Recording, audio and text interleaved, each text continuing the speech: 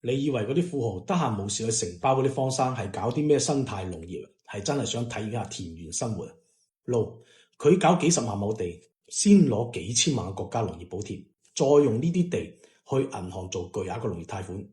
更加搞笑嘅係，農產品交易係免稅嘅，隨便虛構幾十個億嘅農產品買賣流水，連稅都唔使交，黑嘅瞬間變成白嘅，比工業洗衣粉仲要好用啊！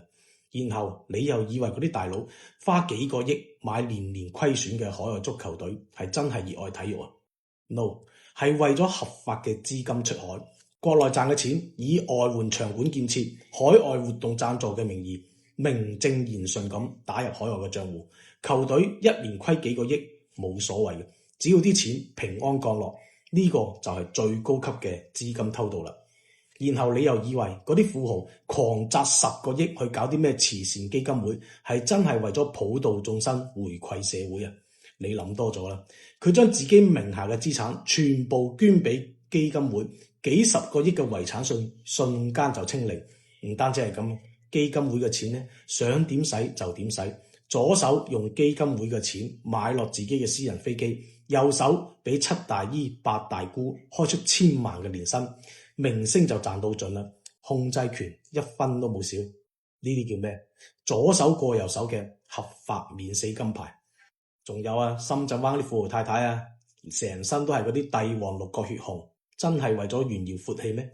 一塊石頭2000萬買翻嚟，然後揾個熟悉嘅鑑定機構開2個億嘅估值證書，轉身呢就可以去信託機構抵押出1個億嘅現金，而且而家呢啲石頭係唔使交咩房產稅嘅。又冇折扣，你出咗事隨時都可以袋落個袋上飛機，呢啲叫咩？叫終極嘅便攜式硬通貨。至於嗰啲瘋狂投資所謂嘅前沿 AI 元宇宙，卻係根本冇任何盈利能力嘅空殼公司，只要拉幾個名校博士企台，靠住旗下公司左手倒右手嘅虛假訂單，就可以將估值推到100個億，直接就去2級市場上面去套現。最後哪怕公司退市一地雞毛，幾十億嘅現金就早已經進咗大佬嘅腰包啦。最後就係啲散戶去埋單，